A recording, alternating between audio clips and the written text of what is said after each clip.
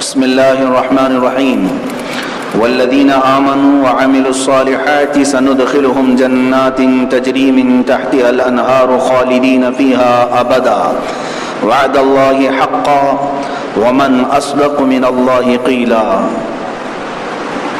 صدق الله مولانا العظيم. اور جو ایمان لائے اور اچھے کام کیے، کچھ دیر جاتی ہے کہ ہم انہیں باغوں میں لے جائیں گے جن کے نیچے نہریں بہیں، ہمیشہ ہمیشہ ان میں رہیں. اللہ کا سچا وعدہ، اور اللہ سے زیادہ کس کی بات سچی ہے. یہ آیت کریمہ مسلسل جو موضوع چل رہا ہے، اس سے قبل کی آیتوں میں آپ نے سماعت کیا تھا کہ شیطان نے اللہ رب العزت کی بارگاہ میں چیلنج کیا تھا کہ میں تیرے بندوں کو گمراہ کروں گا. 3 باتیں اس کی طرف سے ہوئی تھی. ایک یہ کہ ان کو راستے سے ہٹا دوں گا، دوسرے یہ کہ ان کو لمبی آرزوؤں میں ڈال کے رکھوں گا. لمبی آرزویں مطلب سمجھ گئے، اس سے قبل اس کی تفسیر ہو چکی.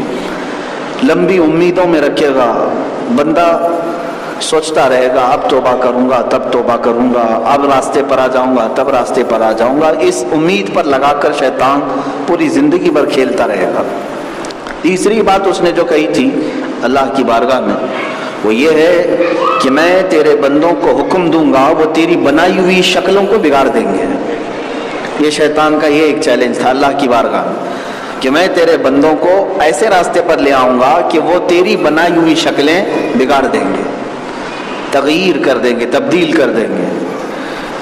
پھر اللہ رب العزت نے ارشاد فرمایا تو جو شیطان کو اپنا دوست بنا لیا یا پھر اس کے ان 3 بہکاووں میں آ گیا، اللہ فرماتا ہے وہ بہت بڑا گھاٹا اٹھانے والا ہے، بہت بڑے نقصان میں پڑنے والا ہے. کیونکہ شیطان تمہیں وعدے کرتا ہے، امیدیں دلاتا ہے، لیکن اس کے سارے وعدے جھوٹے ہوتے ہیں. وہ کچھ نہیں کر سکے گا تمہارے ساتھ. بڑے بڑے وعدے تمہارے ساتھ کرے گا لیکن وہ تمہیں کچھ نہیں دے سکے گا. آج شیطان وعدے کیسے کرتا ہے آپ کو کیسے پتہ چلے گا؟ قرآن کہہ رہا ہے شیطان تمہارے پاس لمبے وعدے کرتا ہے، میں تجھے بہت بڑا مالدار بنا دوں گا، اتنے بڑے منصب پہ پہنچا دوں گا، اتنے تیرے لوگ آس پاس ہوں گے، فلاں ہوں گے. شیطان اس طرح کے دعوے کرتا ہے. مجھے بتاؤ آج تک کسی کے پاس ایسے آیا شیطان اور کہا؟ کب وعدے کر رہا ہے شیطان؟ تو قرآن کیوں کہہ رہا ہے شیطان اس طرح کے وعدے کرتا ہے بندوں سے؟ میرے عزیزوں تمہارے پاس بہت مرتبہ آیا اور بہت مرتبہ وعدے بھی کیا. یہ اور بات ہے کہ ہم شیطان کی کوئی شکل دیکھنے کی امید لے کر بیٹھے ہوئے ہیں. شیطان کب کے ہمارے پاس آتا ہے جاتا ہے، انسانوں کی شکل میں آتا ہے، دوستوں کی شکل میں آتا ہے، تمہیں بڑے بڑے باغات دکھاتا ہے، لمبے پلان سکھاتا ہے. تو جو سفلی اور جادو کی بیٹھکوں پر بیٹھتے ہیں تو فرمایا کہ وہ شیطان کے ایجنٹ ہیں. مکمل شیطان ان کی رہنمائی کرتا رہتا ہے، انہیں بڑے بڑے وعدے کرتا ہے کہ تم یہ سفلی عمل کے ذریعے سے ان بندوں کو راستے سے ہٹا دو، گمراہ کرو، میں تمہیں اتنے پیسوں کی طرف سے مدد کروں گا، فلاں کروں گا. لیکن اس کا ہر وعدہ جھوٹا ہوتا ہے. وہ سامنے والے کو بھی ذلیل کرتا ہے اور سارے لوگوں کو بھی ذلیل کرتا ہے. یہ اللہ تعالیٰ نے فرمایا ایک تو وہ تمہیں جھوٹا وعدہ کرتا ہے اور دوسرے تم اس کے وعدے کے پیچھے پڑ گئے، یعنی اس کے بہکاوے میں آ گئے. اللہ فرماتا ہے مأواہم جہنم، ان کا ٹھکانہ دوزخی ہوگا جو شیطان کے پیچھے چل پڑے. اس پر میں ایک حکایت جو تفسیر میں بھی ملتی ہے عرض کرتا ہوں کہ شیطان کس طرح کے وعدے کرتا ہے اور کیسے مدد کرتا ہے.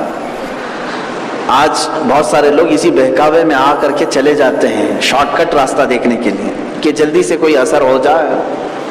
ایسے لوگوں کے ہاں چلے جاتے ہیں، دین بھی ان کا جاتا ہے، ایمان بھی چلا جاتا ہے اور شیطان انہیں جہنم میں بھی لے جاتا ہے. سنیں، ایک بزرگ تھے اور بڑے پارسا، نیک، زاہد، پرہیزگار.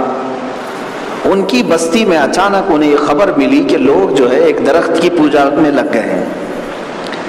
مسلمان تھے لیکن اس درخت سے کچھ ان لوگوں نے اپنی آس بڑھا لی کہ اس درخت کے ارد گرد کچھ تو اثر ہے جس کی بنیاد پر ہمارے گھروں میں بھلائی آتی ہے. ایسے انت وشواس جس کو کہتے ہیں، درخت سے لوگوں نے جوڑ لیا، جھاڑ کی پوجا میں لگ گئے. روز وہاں پر جمگٹا جمع ہونا شروع ہوا. تو کسی نے اس بزرگ سے کہا کہ لوگ تو بہک رہے ہیں، گمراہ ہو رہے ہیں، سب اس جھاڑ کے پاس جا رہے ہیں اور ان کو فائدہ بھی ہو رہا ہے. کوئی بچوں کے لے کر کے جا رہا ہے, بیمار صحیح ہو کے آ رہے ہیں. تو اس درخت کی تو آج ویلیو بڑھ گئی ہے, لوگوں کا جمع غفیر اس طرف جا رہا ہے. تو اس بزرگ نے مصلی پر بیٹھ کر کی قسم کھا لی, اللہ کی قسم میں اس درخت کو جڑ سے نکال آؤں گا. کلہاڑی لیا اور نکل پڑے. اور آپ کی بات ٹالنے کی کسی بستی والے میں ہمت بھی نہیں تھی. آپ کا اثر اور رسوخ بھی تھا, آپ اکیلے چل پڑے. راستے میں ایک شخص آیا, اس نے کہا کہ کہاں چلے آپ؟ اس بزرگ نے فرمایا لوگ شرک و بت پرستی میں چلے گئے, ہمارے درخت کی پوجا میں لگ گئے ہیں, میں اس درخت کو ہی جڑ سے نکالنے جا رہا ہوں. کہا کیوں؟ کہا اس لیے کہ یہاں پر عبادت ہوگی تو صرف اللہ کی ہوگی, سجدے میں سر جھکے گا تو صرف اللہ کی بارگاہ میں یہ برداشت نہیں کروں گا. تو اس شخص نے کہا جانے دیجئے, چھوڑ دیجئے, آپ اپنا اللہ اللہ کرتے رہیے, ان لوگوں کو کرنے دیجئے. یہ جلال میں آ گئے. اس کو ایک گھونسا لگا دیا کہ تو مجھے اس طرح سے کیسے روک سکتا ہے. تو سامنے والا بھی لڑائی پر آ گیا, لڑنے لگ گئے دونوں. اس بزرگ کی اور اس آنے والے اجنبی شخص کی لڑائی اتنی زوردار ہو گئی کہ دونوں گتھم گتھا ہوئے. تھوڑی دیر کے بعد چت گرا دیا. کس نے؟ اس بزرگ نے اس آئے ہوئے اجنبی شخص کو گرا دی. اس کے سینے پر چڑھ کر بیٹھے اور کہا اس درخت کو بعد میں کاٹتا ہوں, پہلے میں تجھے کاٹتا ہوں. تو اس نے کہا کہ معاف کیجئے مجھے, میں تو بس ایک مشورہ دینے کے لیے آیا تھا. بہرحال دیکھیں آپ مجھے چھوڑ دیں, میں ایک اور بات آپ کے سامنے رکھتا ہوں. درخت ہے نا, جھاڑ ہے, آج یا کل سوکھ جائے گا, ختم ہو جائے گا. آپ کاٹ کر کے لوگوں کی خواہ کیوں تانے سنیں گے, گالیاں سنیں گے لوگ, کچھ نہ کچھ تو آپ کو بولیں گے. ہمارا فائدہ ہو رہا تھا, اس درخت کو نکال دیا. اس درخت کو چند دنوں کے بعد ویسے ہی مر جانا ہے, ختم ہو جائے گا درخت. اس سے بہتر ہے کہ میں آپ کی خدمت میں لگ جاتا ہوں. آپ جیسا پرہیزگار میں نے دیکھا نہیں, آپ جیسا متقی میں نے دیکھا نہیں کہ اللہ کی رضا کے لیے آپ اس درخت کو ہی جڑ سے نکالنے جا رہے تھے. میں آپ کے سامنے ایک سجھاؤ دیتا ہوں, وہ یہ ہے کہ میں فلاں جگہ سے سونے کی اشرفیاں لاتا ہوں. میرا کارخانہ ہے, میرا خزانہ ہے. روزانہ 100 اشرفیاں میں آپ کے دربار میں پیش کرتا ہوں. اس سے دین کا بہت بڑا کام ہوگا. آپ فقراء مساکین جو درخت کے پاس جا رہے ہیں ان کو بھی بانٹیں, آپ بڑا کچھ آپ دین کا کام شروع کریں, مسجد بنائیں فلاں. اس بزرگ کو یہ سجھاؤ اچھا لگا. انہوں نے کہا ٹھیک ہے, اچھی بات, واپس چلے آئے ہیں. تو وہ اجنبی شخص دوسرے دن آیا اور 100 اشرفیوں کی تھیلی بھر کر لے آیا اور ہدیتاً پیش کیا. آپ نے اسے قبول کیا. دوسرے دن پھر وہ آیا, پھر 100 اشرفیاں لے آیا اور اس نے یہ وعدہ کیا تھا کہ میں روزانہ 100 اشرفیاں آپ کے پاس رکھوں گا, آپ بہت بڑا کام کر سکیں. تیسرے دن وہ آیا نہیں, غائب ہو گیا. چوتھے دن بھی نہیں آیا. تو آپ کو لگا کہ یہ چکمہ دے کے چلا گیا, 2 دن دے کر کے. پھر آپ کلاڑی اٹھائے اور چل پڑے. اس درخت کو جڑ سے نکالنا تھا, کاٹ کر ختم کرنا تھا. بیچ راستے میں پہنچے تو پھر وہ اجنبی شخص آ گیا دوڑتے ہوئے. کہا کہاں چلے بابا؟ کہا اس درخت کو جڑ سے نکالنے جا رہا ہوں. نہ, چھوڑ دیجئے آپ کو میں نے تو 4 دن پہلے بھی کہا تھا کہ لوگوں کو اپنا کام کرنے دیجئے, آپ اپنا کام کریں. پھر انہوں نے لڑائی شروع کر دی.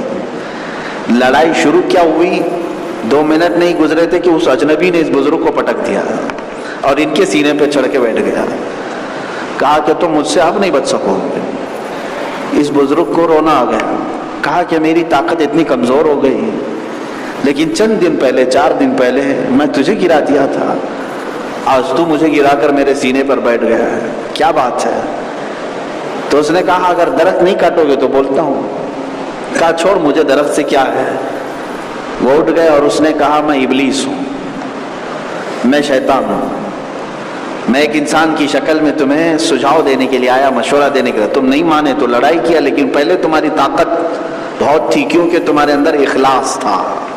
تم صرف اللہ کے لیے جا رہے تھے.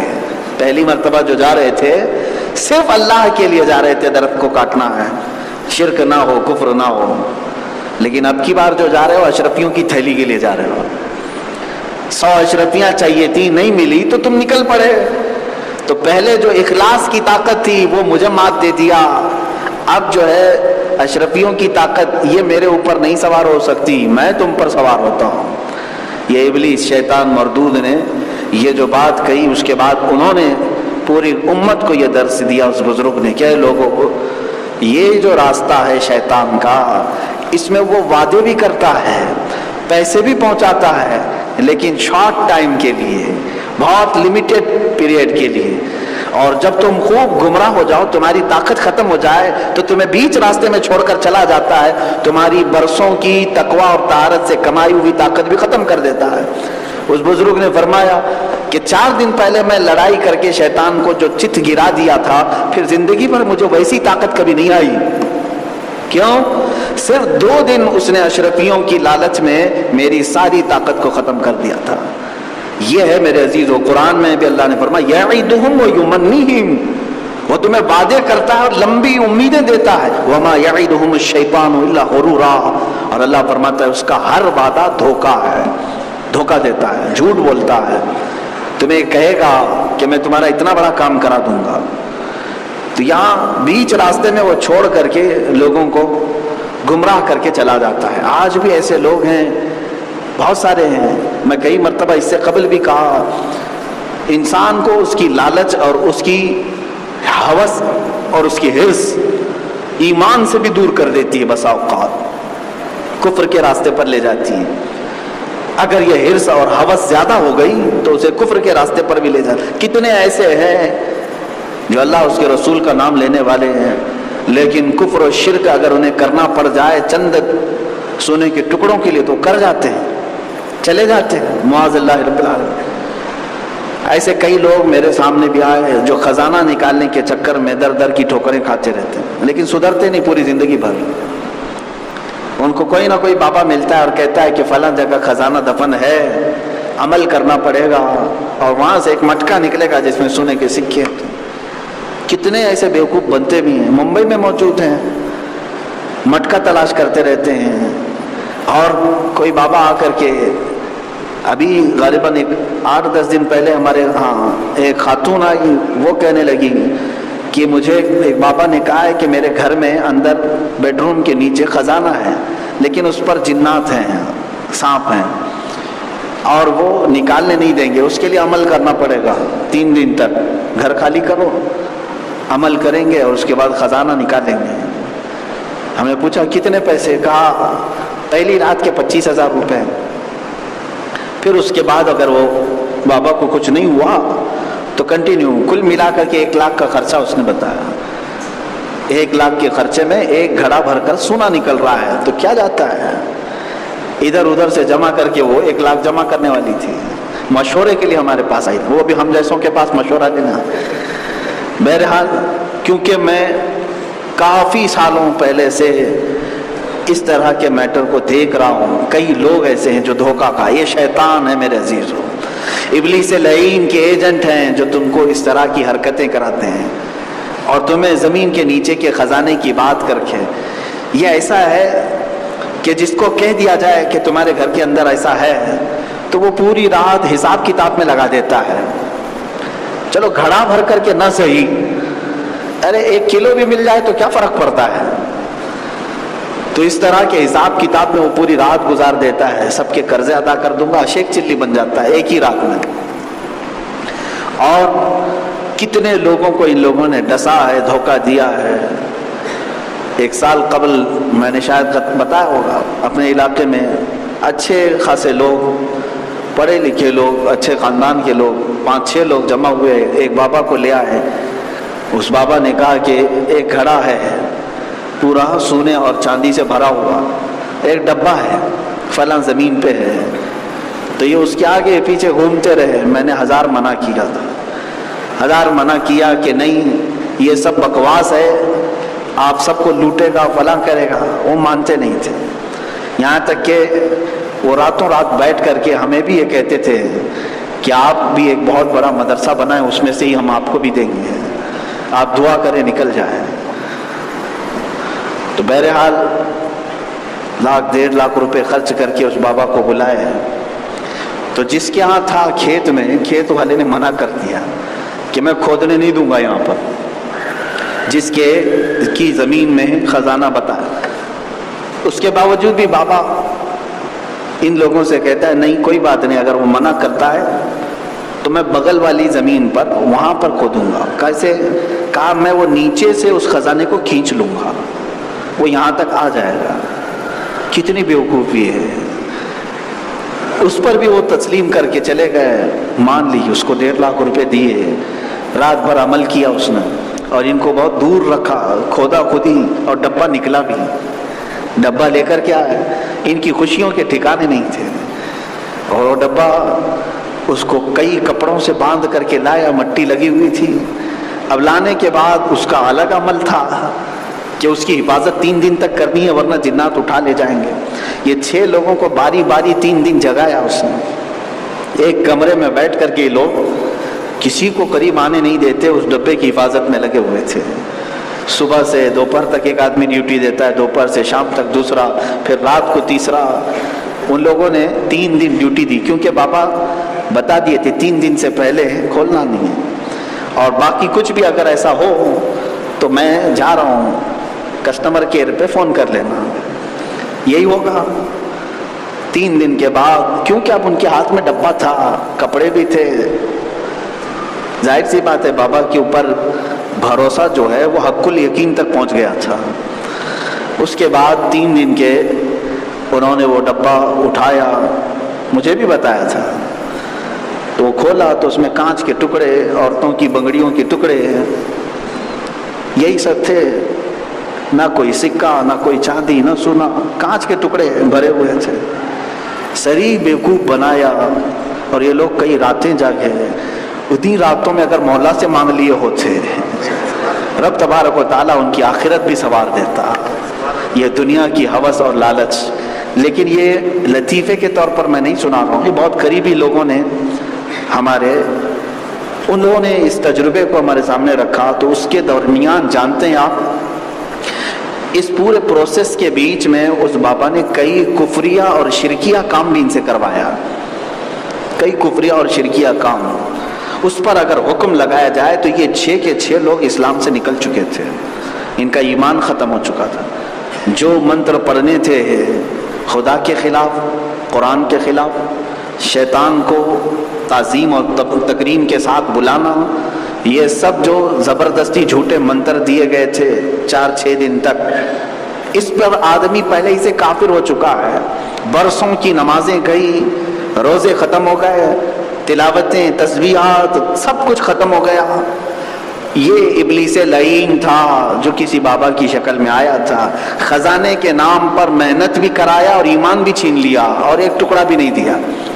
یہی تو قرآن میں اللہ فرما رہا یعیدہم ویمنیہم، یہ تمہیں وعدے کرتا ہے اور لمبی آرزویں دلاتا ہے. وما یعیدہم الشیطان الا غرورا، اور اس کا وعدہ سوائے جھوٹ اور دھوکے کے کچھ نہیں ہوتا. ان تمام باتوں سے ہمیشہ پرہیز کریں. میرے عزیزو، اللہ تعالیٰ نے آپ کو ہاتھ دیے ہیں، محنت کر کے کما کر کھاؤ. اس طرح کی جس کو لت پڑ جاتی ہے خزانے کھودنے کی، میں ان کو بڑھاپے تک بھی دیکھتا رہتا ہوں، وہ پھر اسی چکر میں رہتے ہیں. ایک سے دھوکہ کھایا پھر دوسرے پر ٹرائی کرتے ہیں، دوسرے پہ دھوکہ کھایا پھر تیسرے پہ ٹرائی کرتے ہیں. اور ان کا کہنا یہ ہے، بار بار کہنے پر دھوکہ کھا کھا کر کے بھی سدھرتے کیوں نہیں؟ تو کہتے ہیں بڑی محنتوں کے بعد ملتا ہے. ہم محنت کر رہے ہیں، محنت کر رہے ہیں شیطان کے پیچھے. میرے عزیزو، اس طرح کے بہت سارے وعدے شیطان کرتا ہے. یہ تو ایک دولت کی ہوس ہو گئی، لالچ ہو گئی. لیکن بعض مقامات پر منصب دلانے کے نام پر، بڑا مقام اور بڑا عہدہ دلانے کے نام پر شیطان نوجوانوں سے کیا کیا کرواتا ہے. جسم فروشی کر لیتے ہیں. عورتیں، لڑکیاں اور نوجوان اپنے جسم کو آزاد کر دیتے ہیں، اور پھر زنا کے راستے سے وہ مقامات حاصل کرنے کی کوشش کرتے ہیں. کبھی کوئی نوجوان لڑکی کسی بڑی کمپنی کے اوپری عہدے پر پہنچنے کے لیے اپنے آپ کو بیچ دیتی ہے. کبھی کوئی نوجوان لڑکا کسی اور کے لیے اپنے سطر کو ختم کر دیتا ہے. یہ ابلیس ہے جو ان راستوں پر انہیں لاتا ہے، اور وہ عہدہ، وہ مرتبہ بھی اسے ملتا نہیں. ایک تو اپنے جسم کو غلیظ کیا، اپنے ایمان کو تباہ کیا، شیطان کی پیروی کیا، اور پھر ملا کیا اس کو؟ بدلے میں کچھ بھی نہیں ملا. ایسی بہت ساری مثالیں میرے عزیزوں، میرے رب تعالیٰ نے قرآن میں یہ تمہیں بارہا سمجھایا کہ تم کو یہ شیطان وعدے کرتا ہے اور جھوٹے وعدے ہوتے ہیں، لیکن آگے رب تعالیٰ فرماتا ہے وَمَنْ أَصْدَقُ مِنَ اللَّهِ قِيلًا، رب تعالیٰ فرماتا وعد اللہ حقا، ہاں اللہ جو وعدہ کرتا ہے وہ سچا ہوتا ہے، اللہ جو وعدہ فرماتا ہے وہ سچا ہوتا ہے۔ وَمَنْ أَصْدَقُ مِنَ اللَّهِ قِيلًا، اور اللہ سے زیادہ سچی بات کس کی ہوتی ہے؟ اب میں آپ کو بتاتا ہوں، شیطان کے پیروکار وہ تھوڑی ظاہری لالچ کی بنیاد پر اس کے راستے پر چلے، لیکن شیطان انہیں کچھ دلا نہیں سکا، وقتی طور پر کچھ بھی مل گیا ہوگا لیکن وہ ہمیشہ کا نہیں ہوتا، دائمی نہیں ہوتا۔ اب یہاں رب تعالیٰ فرماتا ہے اور وہ جو ایمان لائے اور اچھے عمل کیے، اللہ فرماتا ہے ہم انہیں جنتوں میں داخل کریں گے، باغیچوں میں داخل کریں گے جن کے نیچے نہریں بہ رہی ہیں، خالدین فیہا ابدا، اور جو اس میں جائے گا وہ ہمیشہ رہے گا۔ جنت سے کسی کا خارجہ نہیں ہونا ہے، کسی کو نکالا نہیں جائے گا۔ جنت میں جو ایک مرتبہ چلا گیا وہ ہمیشہ کا لطف اٹھائے گا۔ وہاں یہی بات کا تو ٹینشن نہیں ہے کہ نکلنا نہیں ہے، دنیا میں ہر گھڑی یہ فکر ہے کہ نہیں ہے، پتہ نہیں کب موت آئے گی، کب چھوڑ کے جانا ہے معلوم نہیں، گھر کب چھوڑنا ہے، جگہ کب چھوڑنا ہے، کسی کو پتہ نہیں۔ ہر دن کا ایک ٹینشن سب انسانوں کے ساتھ ہے، لیکن جنت کی خصوصیت یہی ہے کہ جنت میں جانے والے کو یہ فکر ہی ختم کر دی جاتی ہے اب تجھے کہیں جانا نہیں ہے۔ اب جنت میں ہی اگر کچھ اور جگہ جانا ہے تو اور بلند مقامات پر ہی جانا ہے، وہاں پر مقامات طے کرتا ہی جائے گا لیکن واپس باہر نہیں آئے گا۔ اب اللہ کا وعدہ سچا ہے، اب یہ کیسے پتا چلے؟ اللہ کا وعدہ سچا ہے میرے عزیزو۔ ایک صحابی آئے ہیں، حضور پاک صلی اللہ تعالیٰ علیہ وسلم جنگ احد میں تھے، وہ کھجور کھاتے کھڑے ہوئے تھے، حضور صلی اللہ تعالیٰ علیہ وسلم کے قریب آئے، پوچھا کیا اللہ کے نبی صلی اللہ علیہ وسلم جہاد میں اگر حاضر ہو جاؤں تو کیا میرے لیے ہے، کیا ملے گا؟ اللہ کے نبی صلی اللہ علیہ وسلم نے چند ہی جملوں میں فرمایا وہ حسین باغات، وہ حسین محلات اور وہ درخت نہ کبھی مدینے کے لوگوں نے دیکھا نہ دنیا والوں نے دیکھا، وہاں کی خوشبوئیں، وہاں کی حوریں، وہاں کے غلمان، وہاں کی ندیاں، وہاں کی نہریں، حضور یہ بیان فرما ہی رہے تھے۔ ظاہر سی بات ہے حضور کی زبان سے جب جنت کا ذکر سن رہے ہو، اس صحابی نے کہا کہ میں ابھی میدان میں کود پڑتا ہوں، چلے گئے۔ گھماسان کی جنگ چل رہی تھی، ایک ہاتھ میں ابھی کھجور کھا ہی رہے تھے، آدھی کھجور پکڑے اور لڑتے چلے گئے، صفوں کی صفوں کو درہم برہم کیا کفار کی، اس لیے کہ دماغ میں ذہن میں جو چیز سوار تھی وہ یہاں کا کچھ نہیں تھا، حضور نے جو فرمایا وہ مجھے دیکھنا ہے۔ جب کسی کا ٹارگٹ اتنا اونچا ہو تو اسے سامنے کون کھڑا ہے سمجھ میں بھی نہیں آئے گا۔ وہ درہم برہم کرتے اندر تک داخل ہو گئے اور کئی لوگوں کو تہ تیغ کیا، پھر ایک وقت ایسا آیا کہ زخمی ہو کر گر پڑے اور آپ کو کافروں نے مار دیا، اور اس صحابی کے ہاتھ میں ابھی آدھی کھجور باقی تھی اور شہید ہونے کا وقت قریب آ گیا، چل نہیں سکتے تھے، اپنی کوہنیوں کو یوں گھسیٹتے ہوئے حضور تک آنے لگے، سوئے ہوئے حالت میں کینیاں یوں زمین پر رکھ کر اپنے جسم کو گھسیٹتے ہوئے آئے ہیں۔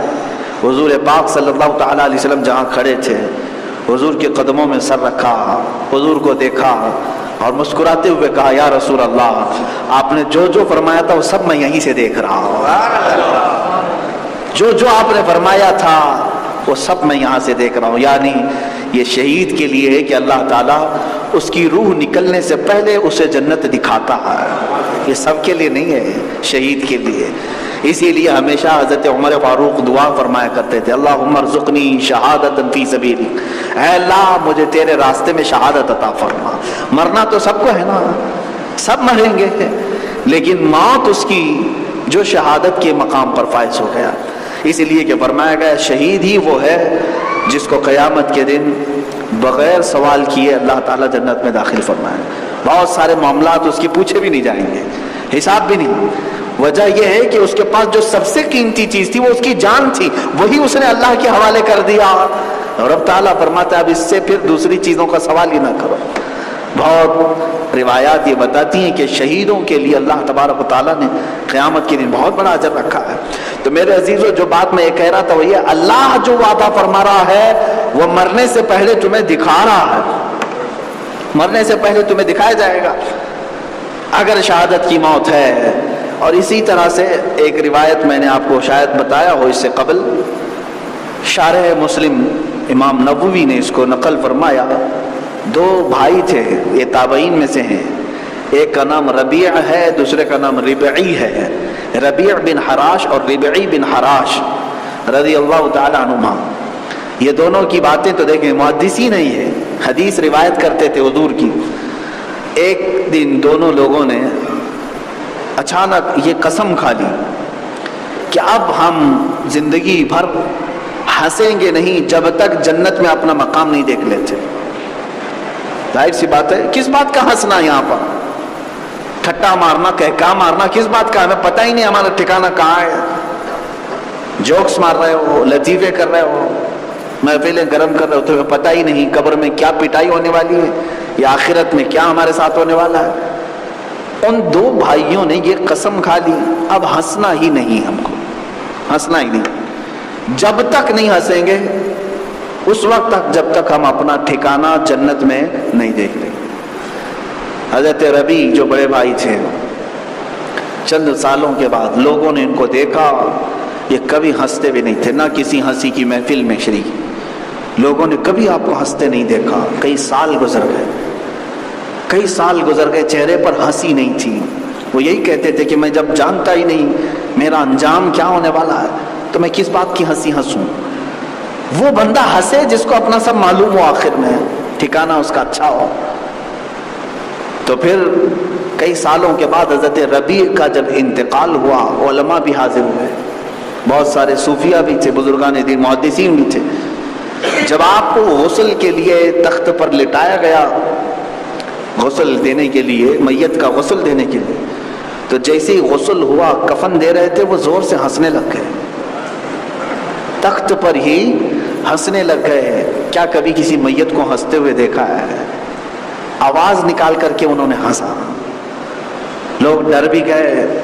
اس کے بعد پھر آپ کو دفنایا۔ ان کے چھوٹے بھائی حضرت ربعی، وہ اس بات پر بھی نہیں ہنسے، ان کا انتقال ہوا، ان کو غسل دیا گیا، کفن دیا گیا، قبر میں رکھا گیا، وہ زور سے ہنسنے لگے، قبر میں ہنس پڑے، اور لوگوں نے باضابطہ ان کے ہنسنے کی آواز بھی سنی۔ تو جو لوگ حاضر تھے انہوں نے پوچھا یہ دونوں بھائیوں کا کیا معاملہ ہے؟ تو حاضرین جو موجود بزرگان دین تھے، علماء تھے، صوفیہ تھے، محدثین تھے، انہوں نے کہا در حقیقت ان دونوں بھائیوں نے قسم اٹھائی تھی، قسم کھائی تھی، اس وقت تک نہیں ہنسیں گے جب تک اپنا ٹھکانہ جنت میں نہیں دیکھیں گے۔ ایک نے غسل کے تختے پر دیکھ لیا، دوسرے نے قبر کی تختی پہ دیکھ لیا، جہاں انہوں نے اپنا ٹھکانہ دیکھ لیا وہاں ہنس پڑے۔ ذالک فضل اللہ یؤتیہ من یشاء، یہ اللہ کا فضل ہے، وہ جسے چاہے عطا کرے۔ لیکن میں آیت یہ پڑھ رہا ہوں میرے عزیزو، اللہ فرماتا ہے وعد اللہ حقا، اللہ کا وعدہ سچا ہے، اللہ کا وعدہ سچا ہے۔ وہ جب بندوں سے وعدہ فرماتا ہے تو قرآن میں دوسری جگہ یوں فرماتا ہے ان اللہ لا یخلف المیعاد، بے شک اللہ وعدہ خلافی کبھی نہیں فرماتا، وعدہ خلافی کبھی نہیں فرماتا۔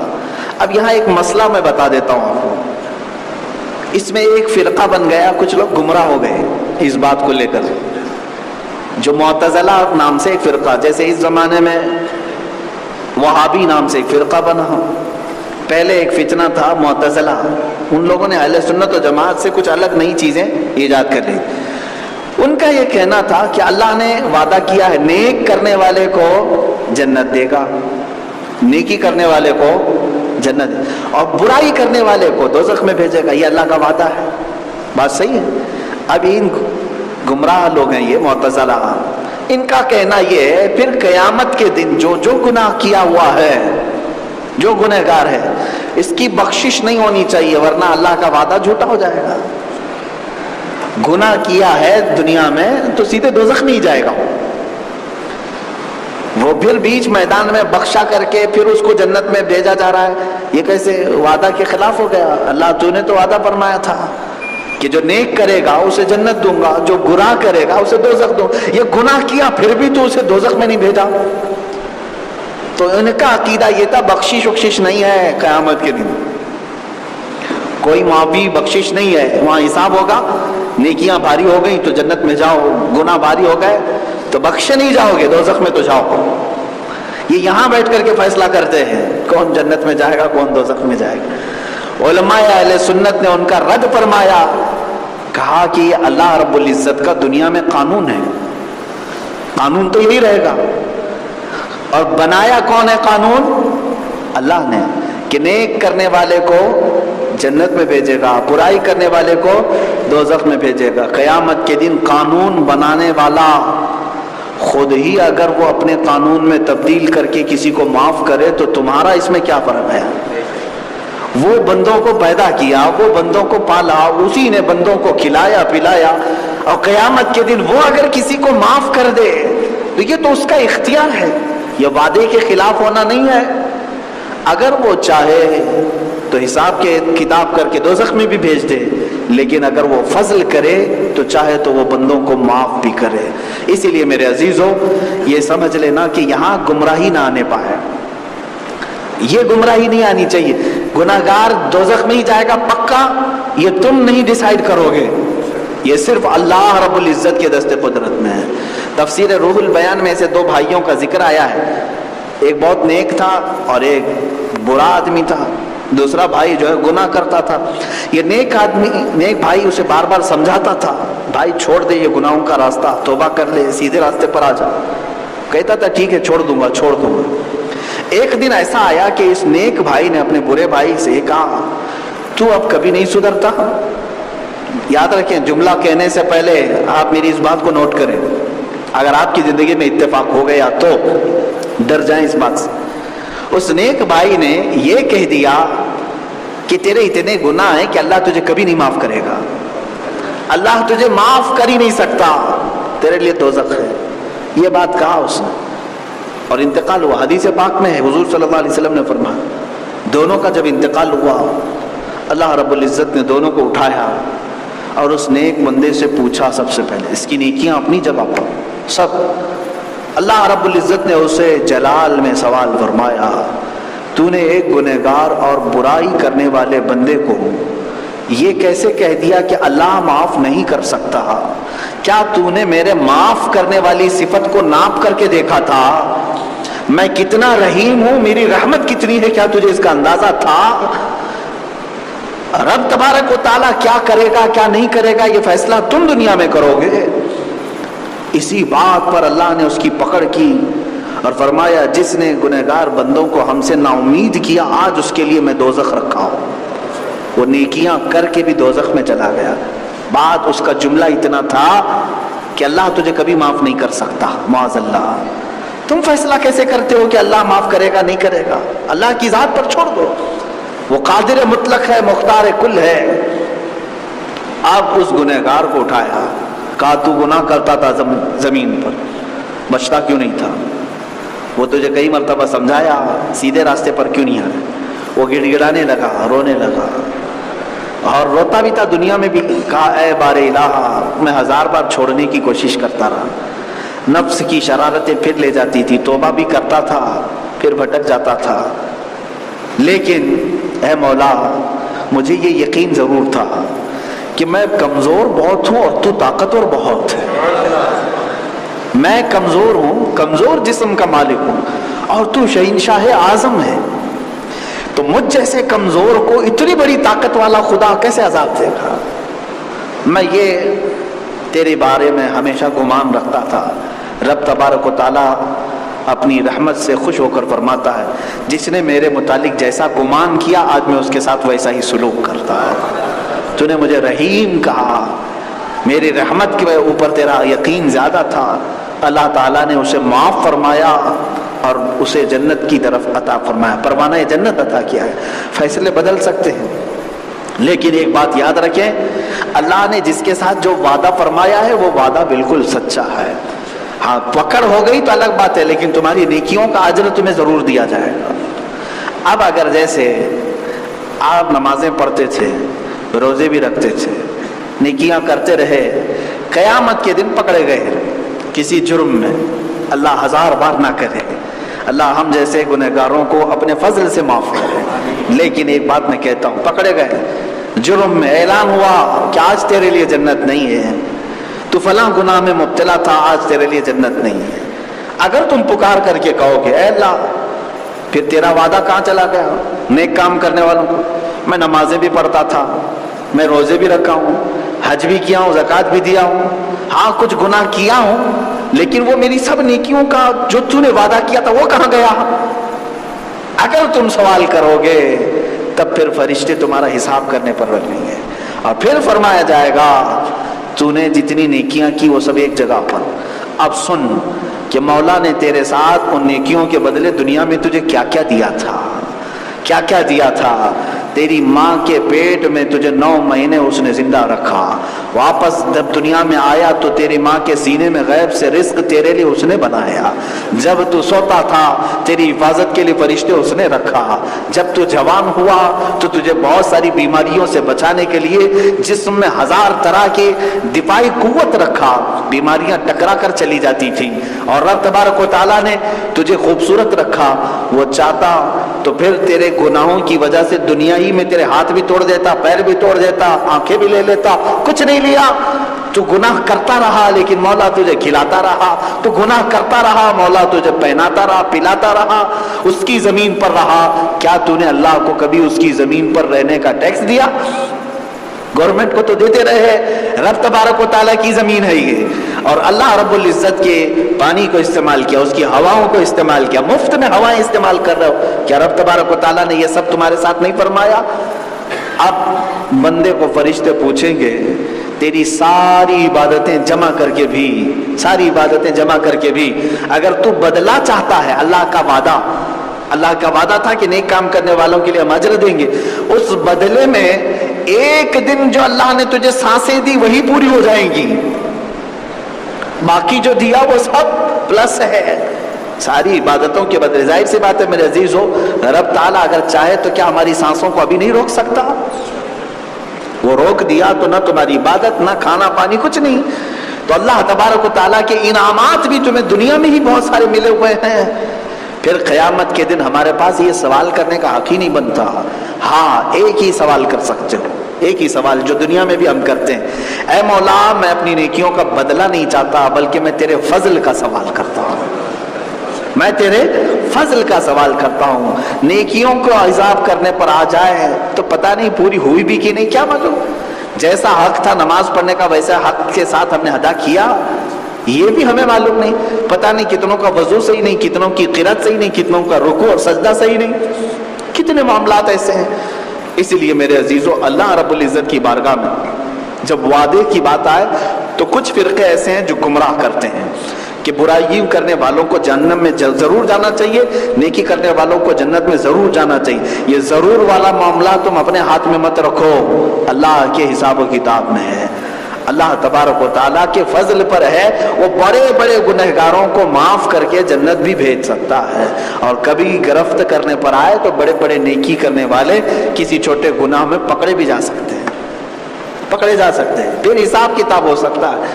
اس لیے جیسے بنی اسرائیل کی بات ہے، ایک آدمی ایسا تھا جو 200 سال عبادت کیا تھا، 200 سال عبادت کیا، اس کے گناہ تھے ہی نہیں۔ اس کے انتقال کے بعد اللہ نے اسے فرمایا، یہ بھی حدیث پاک میں رب تعالیٰ نے فرمایا میں نے اپنے فضل سے تجھے جنت عطا کیا، 200 سال میں عبادت کیا ہے، عمر لمبی تھی، تو اللہ تعالیٰ نے جب یہ فرمایا میں نے اپنے فضل سے تجھے جنت عطا کیا، تو اس بندے نے کہا مولا اگر تو عدل کرے گا تب بھی میں جنت میں ہی جاؤں گا، کیونکہ نیکیاں اتنی ہیں میرے پاس، 200 سال عبادت کیا ہوں۔ تو رب تعالیٰ نے فرمایا میرا فضل ہٹاؤ، اب عدل کرو۔ عدل کا مطلب ہے حساب کتاب، اب حساب کتاب کرو۔ فرشتے لے آئے، اس کی ساری نیکیاں ایک جگہ تھی۔ ایک مرتبہ اس کے ساتھ ایسا اتفاق ہوا، ایک کسی باغیچے سے گزر رہا تھا، اس کے ہاتھ سے ایک کاڑی اٹھا کر کے دانتوں میں خلال کیا، دانتوں میں خلال کیا اور لے کر کے چل پڑا۔ رب تبارک و تعالیٰ نے اسے روک دیا، فرمایا یہ جس کا باغیچہ تھا، جس کے باغیچے سے تو گزر رہا تھا، کیا تو اس سے اجازت لیا تھا؟ کیا اس نے تجھے یہ کاڑی دی تھی؟ اس نے کہا نہیں۔ تو رب تعالیٰ نے فرمایا اس باغیچے والے کو بلاؤ جس کا وہ مالک تھا۔ وہ آیا، وہ بڑا گنہگار تھا، پھنسا ہوا آدمی تھا، دوزخ میں جانے کا انتظار کر رہا تھا۔ اس سے کہا گیا فلاں بندہ تیرے باغیچے کی ایک کاڑی اٹھایا تھا دنیا میں، کیا تو اسے آج معاف کرے گا یا بدلہ لے گا؟ وہ کہا نہیں، معاف نہیں کروں گا، مجھے بدلہ چاہیے۔ تو رب تبارک و تعالیٰ عدل کر رہا ہے نا، انصاف ہے۔ اب بدلے میں کیا چاہیے؟ کاڑی نہیں چاہیے، اس کی عبادتیں چاہیے۔ تو اس کی عبادتیں اٹھا کر کے اسے ایک کاڑی کی وجہ سے اس باغیچے کے مالک کو دے دی گئی۔ اب اس کے پاس کچھ بھی نہیں تھا، اب کچھ بھی نہیں تھا، اب ایک گناہ کا پلس بوجھ تھا۔ تو رب کا حکم ہوا کہ اب ہمارا وعدہ ہے جس کے پاس گناہ ہے اسے دوزخ میں جانا ہے۔ عدل یہی ہے، تو اسے دوزخ کی طرف بھیج دیا گیا، دوزخ کی طرف چلا گیا۔ اسی لیے بڑے بڑے مشائخ اور بزرگان دین ڈرتے تھے اللہ کی بارگاہ میں، اور یوں کہتے کہ مولا ہم اپنے نیکیوں کا بدلہ نہیں مانگ رہے ہیں بلکہ تیرے فضل کا سوال کرتے ہیں۔ امام اعظم ابو حنیفہ رضی اللہ تعالیٰ جس جگہ وہ دفن ہیں وہاں پر انہوں نے 6000 ختم قرآن کی، معمولی بات ہے۔ ایک رمضان میں 61 قرآن ختم فرماتے تھے، صبح سے لے کر شام تک ایک قرآن ختم، رات کو صبح ہونے تک ایک قرآن ختم، پھر پورے مہینے کی تراویح میں ایک قرآن ختم، 61 قرآن ختم کرتے تھے امام اعظم ابو حنیفہ۔ اس کے علاوہ ان کی نیکیاں بہت ہیں، میں کہاں کاؤنٹ کروں گا۔ جو 7000 ختم قرآن کر چکے ہوں وہ آرگاہ الہی میں جب دعا کرتے تھے تو کیا کہتے تھے معلوم ہے؟ عمر 70 سال سے زیادہ کی ہو گئی تھی، اللہ کی بارگاہ میں روتے ہوئے یوں کہتے تھے کہ اے اللہ، قیامت کے دن اگر ابو حنیفہ کی بخشش ہو گئی تو تعجب کی بات ہوگی، اگر میں بخشا گیا تو تعجب کی بات ہوگی، ورنہ مجھ جیسا آدمی بخشے جانے کے قابل کہاں ہے۔ یہ ابو حنیفہ، امام اعظم ابو حنیفہ فرما، اور پھر آگے چل کر کے یوں کہتے اے اللہ، ابو حنیفہ کے پاس کچھ بھی نہیں ہے جو سوال کر سکے سوائے سفید داڑھی کے، میری داڑھی سفید ہو گئی اور تو نے فرمایا ہے کہ سفید داڑھی والوں کو عذاب دینے میں مجھے حیا آتی ہے، اے مولا بس میں اسی کا سوال کرتا ہوں کہ میری سفید داڑھی میرے بڑھاپے کو دیکھ کر تو مجھ پر رحم فرما دے۔ اے میرے عزیزو، جس کے کھاتے میں اتنی نیکیاں ہو وہ اللہ کی فضل کا ایسے سوال کرتا ہو، ہمارے پاس کچھ نہ ہو کر کے ہم سینہ اکڑائیں، غرور و تکبر سے کہیں۔ بعض لوگوں کو میں نے یہ بھی کہتے ہوئے سنا، میں نے ایک شخص سے کہا اللہ سے ڈرو، معاملات میں اللہ سے ڈرو، تو جھٹ سے اس نے کہا کہ آپ ٹینشن نہ لیں، میں ذمہ دار ہوں، میں جواب دے دوں گا۔ آپ ٹینشن نہ لیں، میں ذمہ دار ہوں، میں جواب دے دوں گا۔ عزیزان گرامی وقار، اللہ رب العزت کی بارگاہ میں جواب دینے کے لیے موسیٰ علیہ السلام کانپ رہے ہیں، کانپ رہے ہیں۔ سیدنا نوح علیہ السلام جو 950 سال صرف تبلیغ کرتے رہے، 950 سال، وہ ڈر رہے ہیں اللہ کی بارگاہ میں جواب دینے۔ ایرا غیرا نتھو کھیرا اگر کہتا ہو کہ میں جواب دے دوں گا، یہ کتنی جرأت کی بات ہے، کتنی بڑی جرأت کی بات ہے۔ خوف خدا مر گیا، ختم ہو گیا۔ اس لیے میرے عزیزو، رب ذوالجلال کی بارگاہ میں جب کبھی کوئی بات کہے تو اسے تسلیم کر لو کہ اللہ مجھے معاف کرے۔ اگر کوئی تمہیں ڈرائے بھی تو ڈھیٹ بن کر کے جواب مت دینا، کہہ دینا کہ اللہ مجھے معاف کرے، اللہ مجھے معاف کرے۔ یہ نہیں کہ ہاں میں جواب دے لوں گا قیامت کے دن، کیا جواب دے لو گے؟ حضور پاک صلی اللہ تعالیٰ علیہ وسلم ایک دن حجرے میں بیٹھے ہوئے، اپنے صحابہ باہر ہنس رہے تھے کسی بات پر، حجرے سے باہر نکلے حضور پاک صلی اللہ علیہ وسلم۔ صحابہ کون ہے معلوم ہے نا؟ یہ وہ لوگ ہیں جو قیامت تک سب سے اچھے جو ہو سکتے تھے، ان کو اٹھا کر کے اللہ نے صحابی اور رسول بنا دی۔ ان سے اچھا قیامت تک کوئی آنے والا نہیں ہے۔ صحابی کے متعلق کہا گیا ہے کہ غوث کا جو مقام ہے وہ صحابی کے قدم تک بھی نہیں پہنچتا۔ صحابی اور رسول اس مقام کے، وہ اگر ایک جو کا دانہ بھی خیرات کر دیں اور پوری امت مل کر بہت پہاڑ کے برابر خیرات کرے، تب بھی ہماری خیرات اس صحابی کے خیرات کے برابر نہیں ہو سکی۔ یہ حدیث پاک میں۔ اب ان صحابہ کو میرے آقا صلی اللہ علیہ وسلم باہر نکل کر کے پوچھتے ہیں کون کون ہنس رہے تھے اس میں؟ تو صحابہ نے کہا ہم فلاں فلاں باتوں پہ ہنس رہے تھے۔ حضور پاک صلی اللہ تعالیٰ علیہ وسلم نے فرمایا کیا تم میں سے سب لوگوں نے اللہ کو اپنے اعمال کے جواب دینے کی تیاری کر لی ہے؟ سب تیار ہیں اللہ کی بارگاہ میں، جب وہ پوچھے گا سوال کرے گا جواب دینے کے لیے تیار ہے۔ حدیث کی کتابیں اٹھاؤ میرے عزیزو، پڑھو۔ مجال ہے کہ کسی ایک صحابی نے بھی کہا ہاں یا رسول اللہ جواب دے لیں گے، ہم آپ کے پیچھے چلتے ہیں، آپ کے پیچھے نمازیں پڑھتے ہیں، کیا فکر ہے ہم کو، جواب دے لیں گے۔ اتنا حضور کا پوچھنا تھا کہ صحابہ کے جسم کانپنے لگ گئے اور اتنا روئے کہ ان کی داڑھیوں سے پانی ٹپکنے لگا حضور کی صرف اتنا پوچھنے سے۔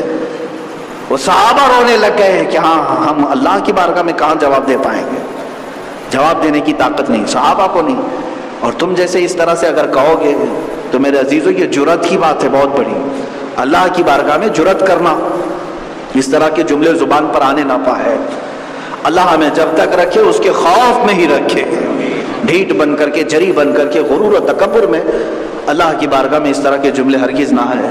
بہرحال اس آیت کریمہ کا خلاصہ یہ ہے، اللہ نے فرمایا شیطان وعدے کرتا ہے، اس کا ہر وعدہ جھوٹا ہوتا ہے، وہ 2-4 دن تمہیں لالچ میں دکھائے گا اور اس کے بعد پھر تمہیں گمراہ کر دے گا، بے ایمان کر کے مارے گا۔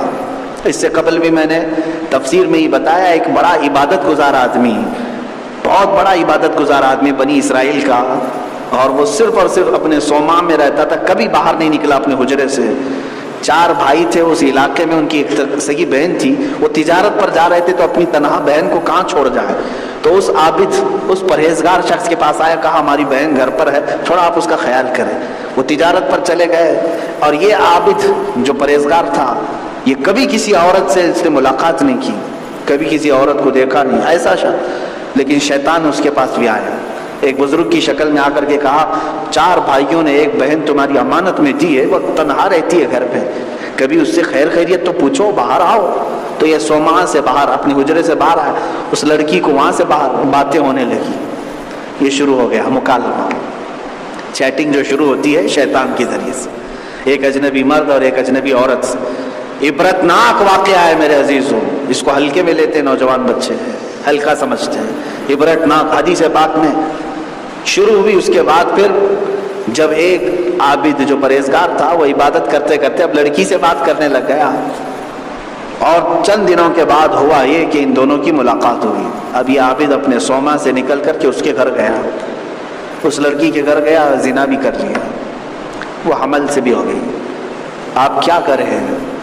شیطان آیا اسی بزرگ کی شکل میں آ کر کے کہنے لگا دیکھو بہت بڑا ہو گیا، پوری قوم کو معلوم ہو جائے گا، تیرے ساتھ بہت برا ہوگا۔ کہا کیا کرو؟ کہا اس عورت کو مار دو، قتل کر دو، گھر میں گڑھا کھودو، دفن کر دو۔ اس نے وہی کیا، اس خاتون کو راتوں رات مار دیا، کھڈا کھود کر دفن کر دیا، زمین برابر کر دی۔